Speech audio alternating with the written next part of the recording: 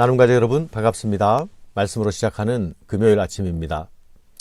사마리아를 통과하신 예수님의 발걸음은 이제 갈릴리를 향해 가십니다.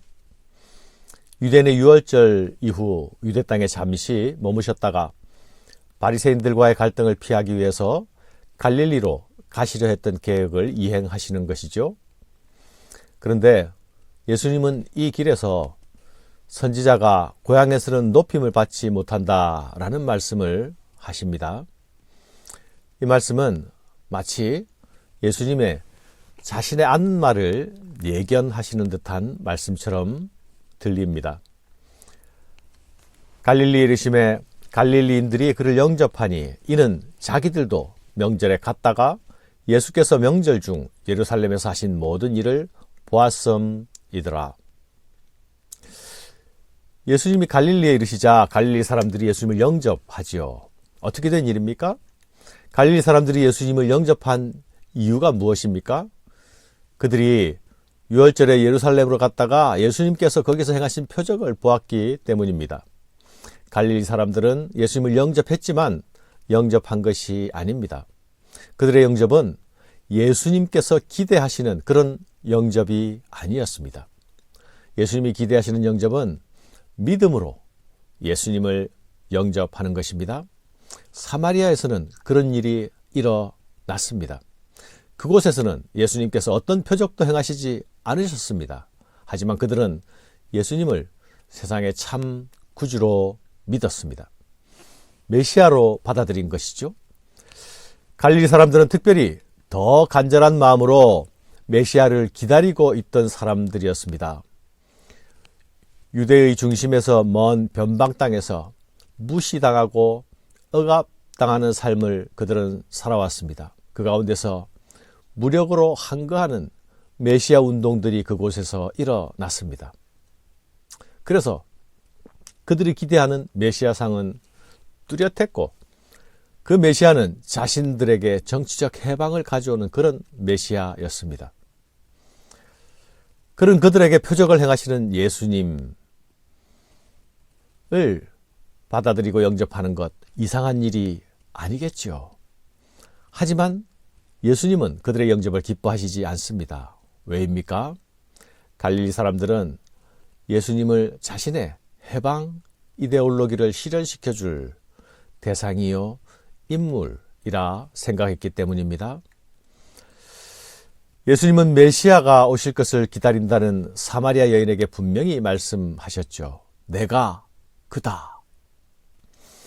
오신 메시아를 진정으로 영접하는 것은 그분으로부터 겸손히 듣는 것입니다. 그리고 들은 것을 순전하게 믿는 것입니다. 메시아의 가르침이 믿음으로 수용되는 자리, 그 자리가 오신 메시아를 자신의 구주로 영접하는 자리입니다. 그러나 갈릴리 사람들의 표적으로 인한 영접은 하나님 나라의 복음을 듣고 배우는 들음의 자리도 없고 말씀하시는 분의 말씀을 순전하게 받아들이는 믿음의 자리도 없습니다. 그들은 그런 필요를 느끼지 못합니다. 그가 진정 메시아라면 자신들이 목마르게 갈망하는 것을 해결해 주기를 오직 바랄 뿐입니다. 예수님은 그런 환영, 그런 영접, 그런 기대를 마뜩찮아 하십니다. 우리가 기억해야 할 것은 하나님은 우리의 도구가 되시기 위하여서 이 땅에 오신 것이 아니라는 것입니다. 표적과 믿음의 관계를 추적하는 요한의 관심은 계속 이어집니다. 갈릴리에서도 예수님을 알아보고 예수님의 능력을 구한 사람이 있었습니다. 놀랍게도 그는 왕의 신하입니다. 그가 예수님께 도움을 청하러 나오게 된 것은 아마 그도 예수님께서 예루살렘에서 가진 표적에 관해서 들었기 때문일 것입니다. 예수님이 그런 능력을 가진 분이라면 자신의 죽어가는 아들도 살릴 수 있다고 그는 생각했습니다. 가버나움은 가나에서 30km 이상 떨어진 거리입니다. 그 거리를 예수님을 청하러 그는 달려왔습니다. 죽어가는 아들을 위해서 부모가 무엇인들 하지 못하겠습니까? 예수님, 내 아들의 병을 고쳐주십시오. 내 아들이 지금 죽어가고 있습니다. 내 아들이 죽기 전에 가셔야 합니다. 예수님은 이 긴급하고 간절한 요청에 이렇게 답하십니다.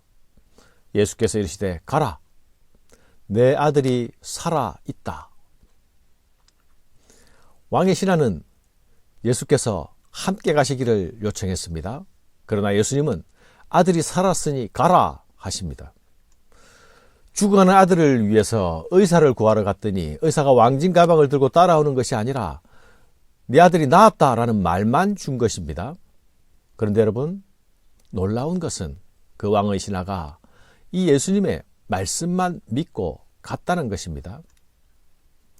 이 믿음은 아주 작고 단순한 믿음이었습니다. 그러나 아무리 작은 믿음이라도 말씀을 붙든 믿음은 더 깊은 믿음으로 나아가게 되어 있습니다. 믿음은 겨자씨만한 크기로 시작합니다. 그러나 그 믿음은 자랍니다.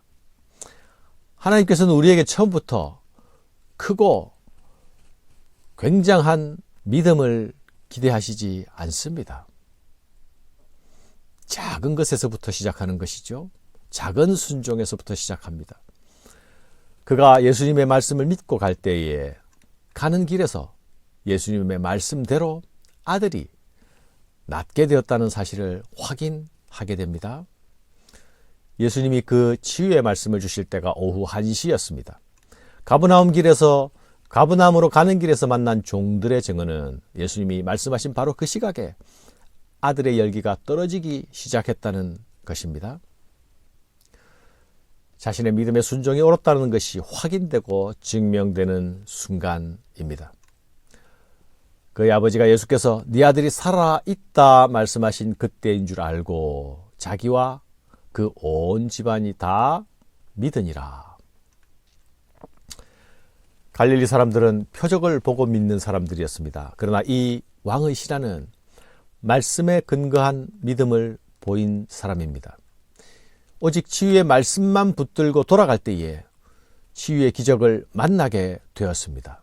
요한은 이것을 표적이라 말하지요. 믿음으로 만나고 믿음으로 확인하게 된 표적입니다. 이 작은 믿음은 그의 아들의 생명을 살리게 되었습니다. 그가 붙든 말씀은 생명의 주요 치유자이신 하나님의 말씀이었습니다. 이 믿음은 죽어가는 아들만 살리는 것이 아니라 그와 온 집안을 살리는 믿음이 되었습니다. 그들이 얻게 된 믿음은 표적을 구하는 믿음과는 다른 믿음입니다. 그들이 이르게 된 믿음은 처음 예수님의 치유의 말씀만 믿고 돌아가던 그 믿음과도 다른 믿음입니다. 사랑하는 여러분, 예수를 믿는 길은 믿음으로 믿음에 이르게 되는 길입니다. 믿음은 하나님과의 인격적인 신뢰에 기초합니다. 믿음의 대상인 예수 그리스도는 신실하신 하나님이시죠. 믿음만이 그분과의 인격적인 관계 안에서 자라갈 수 있습니다. 우리의 신앙은 믿음의 대상이신 그분 안에서 자라가는 여정입니다. 예수께서 이르시되 너희는 표적과 기사를 보지 못하면 도무지 믿지 아니하리라. 예수님이 이렇게 말씀하시는 것은 표적을 바라는 사람들을 향해 하신 말씀이죠. 예수님 주변에는 그 표적을 보기 위하여 따르는 무리들이 항상 있었습니다. 그러나 여러분, 메시아는 증명된다고 믿어지는 대상이 아닙니다. 사람들은 증명되면 믿을 수 있다고 생각합니다. 그러나 그것은 착각이죠. 진정한 믿음이 무엇인지 모르기 때문입니다. 예수님이 왕의 신하의 아들을 살리시며 보여주신 것이 무엇입니까? 표적이 아니라 예수님의 말씀을 믿는 그 믿음이 메시아를 진정으로 만나는 길이라는 것이 아닙니까? 작은 믿음의 순종은 더 크고 더 단단한 믿음의 확신으로 이어집니다. 참 믿음은 눈으로 확인하고 믿는 믿음이 아니라 말씀하신 분의 말씀을 믿는 믿음입니다. 보고 믿는 믿음은 믿음으로 보게 되는 것과 비교할 수가 없습니다. 사랑하는 여러분, 오늘 우리의 믿음과 신앙은 어떠합니까? 믿음의 대상이신 하나님을 도구화하는 길에 서지 말아야 하겠습니다. 나의 믿음은 어제보다 오늘이 더 나은 믿음입니까? 믿음에서 믿음으로 자라가고 있습니까?